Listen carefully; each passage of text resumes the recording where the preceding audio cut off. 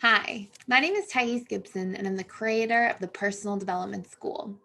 This is your daily breakthrough video, and in this video, I want to cover 8 questions that you can ask when you are considering getting back together with somebody. And these are specifically questions not to ask yourself. I can do a video on that as well. If you want, let me know in the comments below. But these are specifically questions to ask the other person. And keep in mind, as I share these questions, these are not just for the other person.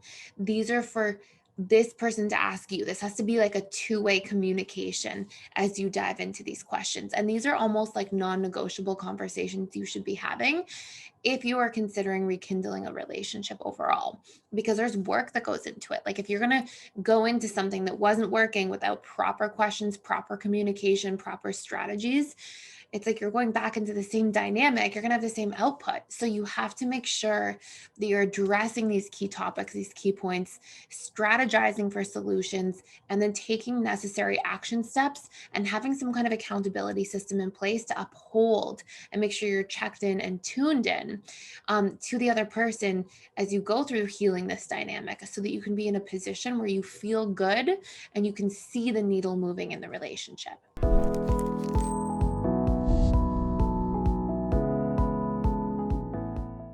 So, before I dive into this, we are doing a 7-day free trial again because we had so many people literally reaching out, asking about it, or so many people. We had like a huge portion of people who started the 7-day free trial and are now like diehard members of the school and super happy with it. And we just had such good results and like so many great pieces of feedback from so many individuals. So we were like, okay, we're going to put this back up. We're just going to do it for as sort of like a summer thing and just sort of extending it to people now. So you can check it out. It is limited time. But the link is in the description box below. The 7-day free trial gives you access to all the 45 plus courses. It's for the full membership. And it gives you access as well to the 4 live webinars I do with all of our students every single week over Zoom, and then also different social events, community events, morning and evening routines, all kinds of different things in there. So check it out. First question. What do you think wasn't working? And what do you want to see happen instead? So, first point is like you have to reflect on what wasn't working well in the relationship dynamic. And you can start by having this conversation too in a way that's like approaching it from a place where you're kind of like saying, hey, I come in peace in advance. So the way I would even recommend starting out this conversation would be to sit down, say, hey, I know we're both sort of like seeing each other again and things have kicked off again. And obviously there's feelings still there. I want to give this a try, but I think that in order for us to like rationally and logically give it a try, there's a few things we have to address. And I'm not addressing these things to create any kind of conflict. I'm addressing these things because I value the relationship dynamic. I want what we're putting our time into to work. And so I think it's important we have this point of reflection on the relationship and we have an honest conversation that we work as a team to overcome. And so that this is where I'd say there's some questions that have been on my mind, and here are a few of them, and let's talk about it and let's work through any issues that we didn't in the past as a team now so we can kickstart things on the right foot. Like that's how I'd really be approaching it, something like that. So number one, what do you think wasn't working and what do you want to see taking place instead? How can we work towards this? Number two, as a team. So you're really like stating again and emphasizing we're working on this together. This is an us thing. It's not like a me versus you thing. Number three, what needs was I not recognizing of yours in the relationship, and how would you like me to specifically meet them? And I say specifically because somebody might say, I didn't feel loved. And you might be like, okay, then I'll give you lots of like affection. And they really wanted like words of affirmation. They wanted you to say, I love you. I think you're amazing.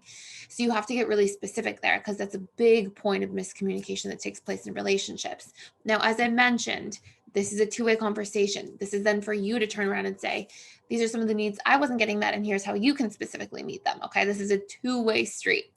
Question number 4. What boundaries did I not understand? And can you explain these to me and why they matter to you? Oftentimes, people can take boundaries personally with a romantic partner or a loved one. A, if you are already boundaryless yourself or struggling with setting your own boundaries, and B, if somebody's not transparent, it's really easy to personalize. So, for example, I was speaking to somebody recently and they said, that when their partner goes missing for a few hours over text throughout the day, it's really triggering to them. And it's like, there are certain things where it's something you have to work on in the relationship. There's certain things where it's something that the other person has to work on. There's certain things where you have to work on them. And I think if we feel really distressed when somebody doesn't answer us over text for like 3 or 4 hours, it's usually like that person's work to be doing. But it can be really helpful if we can't understand that, because for maybe the person that's having that experience, they're feeling like, oh my goodness, this is triggering for me. This is stressful for me. I'm afraid of being abandoned, or the pattern's changing, or we're talking less. And, from the other person's perspective, it might be like, it's important to me to be present in my own life. And maybe I've got a busy work schedule and a lot of things in front of me throughout the day that I have to be able to tend to. And sometimes I can't have my phone with me, or trying to do my work well and check my phone every, 15 minutes can also be really stressful. So sometimes when somebody hears from their loved one the why, and they have that transparency and things are over explained, it can be really calming. And then it can also be something that that person can proceed to work on in the relationship to self. So they feel like they have their own autonomy and independence. So when that happens, it can be very useful. If we were triggered by boundary violations or anything like that, it's an important two-way conversation to say, hey, these are the boundaries you weren't seeing for me. And here's why these boundaries matter to me personally and vulnerably and honestly. And that tends to actually help the other person take the boundary much less personally. Number 5, what do you need from me as we embark on this process to know that I'm showing up? So like, what are the actual like accountability pieces you need to see? Do you need to see more vulnerability in our conversations once a week? Do you need to see me, calling back and following through when I say I'm going to? Do you need to see me complimenting you more? Like, what do you need to see to know that I'm showing up? Like, what are those tangibles? Number 6, what weekly check-in can we do that we both agree to and feel good about? So I often have advised clients in the past, like, do a weekly check-in, and once a week say, hey, are your needs met this week? How are you feeling this week? Is there anything that's not met? Was I respecting your boundaries this week? Did it make you feel seen this week? And have a conversation that like has that system in place so that it makes both parties accountable and honest and checked in and tuned in or attuned to one another. Number 7, how can I make you feel more loved or more supported? And, these are often things that people are really seeking from relationships. And when we just have an honest conversation about what that looks like, it can be very, very helpful. And number 8, which sort of piggybacks on number 7 to go a step further, is what are your love languages and how can we create specific strategies to meet each other's more often? And for those of you that don't know, I have other videos on this channel about love languages. There's 5. They are quality time, words of affirmation, physical touch, acts of service, and gifts. They're all pretty self-explanatory.